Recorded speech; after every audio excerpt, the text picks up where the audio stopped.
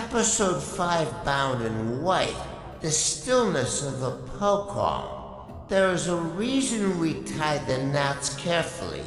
There is a reason we whisper prayers before lowering a body into the earth.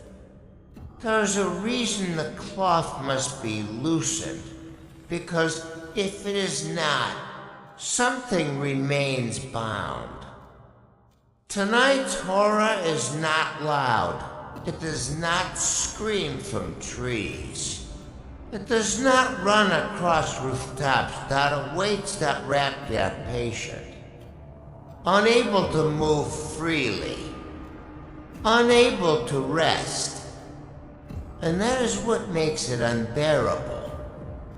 In Islamic burial rites practiced across Malaysia and Indonesia, the deceased is wrapped in a white shroud, the king kafan.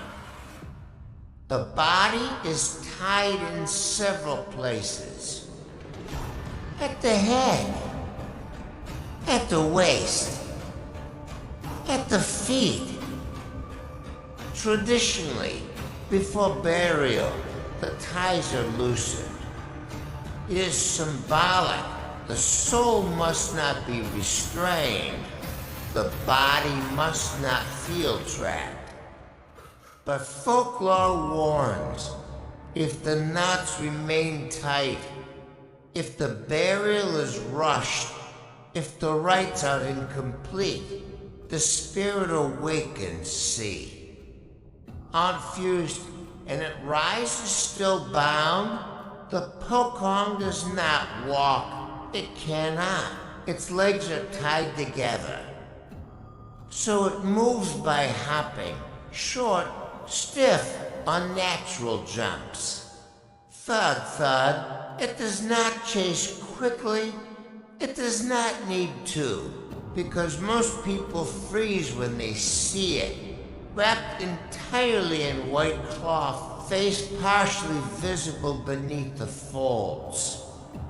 Eyes darkened by shadow, sometimes hollow, sometimes open, always staring, and when it stops, moving. It simply stands there, watching. Pahang, 2015, a temporary grab-a-digger named Hafiz worked night shifts during monsoon season. Heavy rains often caused soil to shift. Graves sometimes collapsed. He worked alone. He did not believe in ghost stories one evening after a recent burial. He noticed something unusual. The earth above one grave had risen slightly, as if something beneath had pressed upward. He assumed it was water displacement. He pressed the soil back down.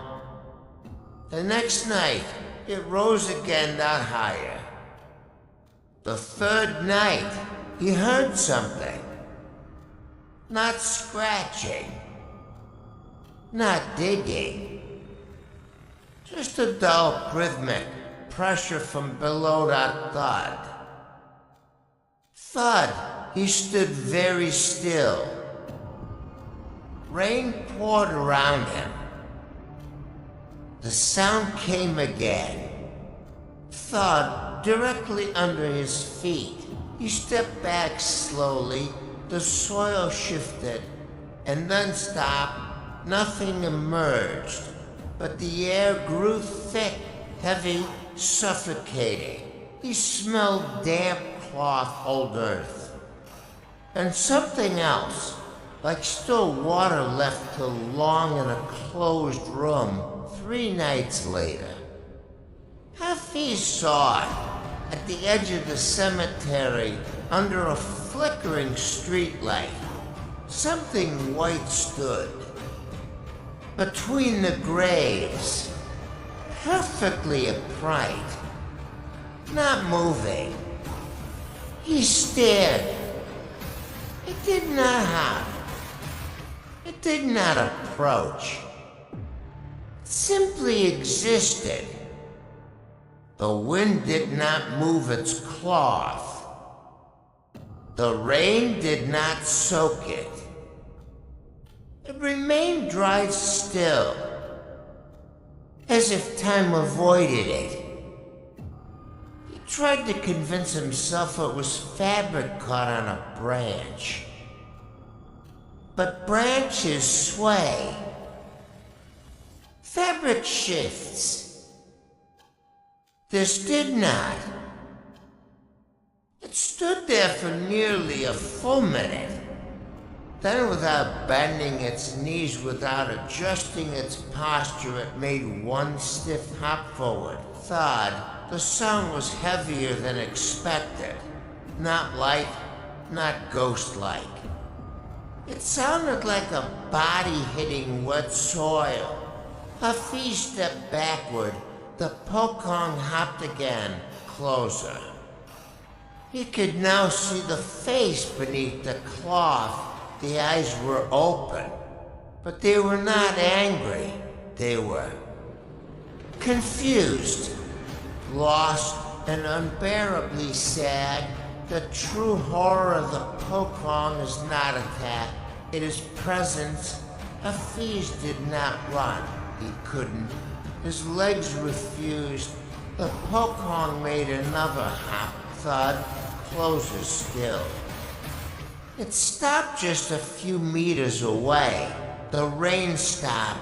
The entire cemetery became silent. No insects, no wind, only breathing. Hafiz's breathing, and something else slow, labored.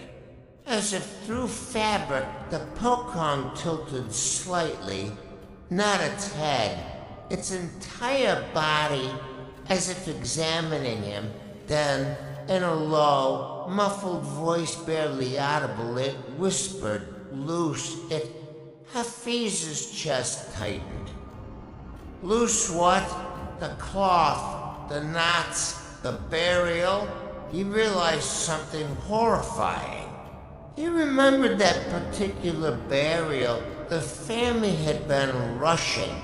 Storm clouds gathering. Prayers shortened, movements hurried. He had lowered the body quickly. Had he forgotten? Had the knots remained tight? The Pocong hopped once more, now only an arm's length away. Its face was inches from his. The cloth around its neck was strained. Tight, the skin beneath pale and compressed. The whisper came again, loose it. The next morning, Hafiz returned with elders from the mosque. They reopened the grave. Rain had softened the soil. The shroud inside was damp. The knots at the head and feet were still tied tightly. The elder frowned. Prayers were recited again. The knots were loosened properly. The body was repositioned gently.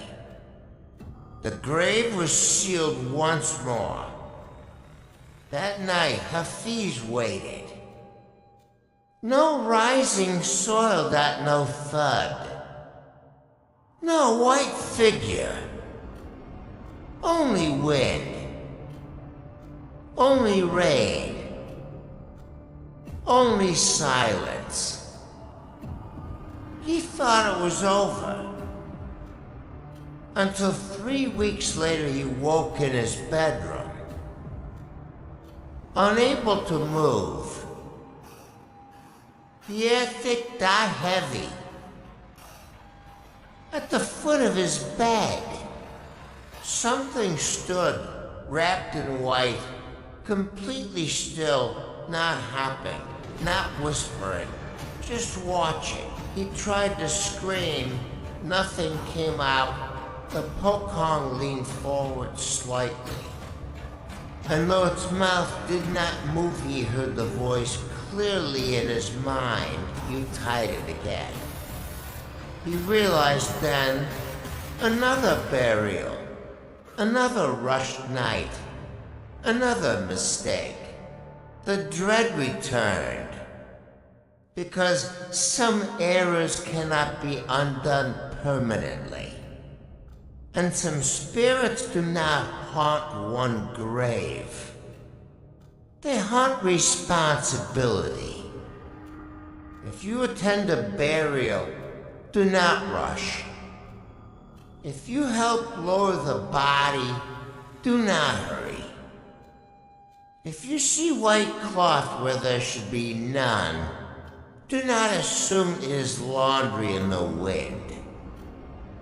And if you hear something hopping behind you slowed up measured, patient, do not turn immediately, because the Pocong does not chase.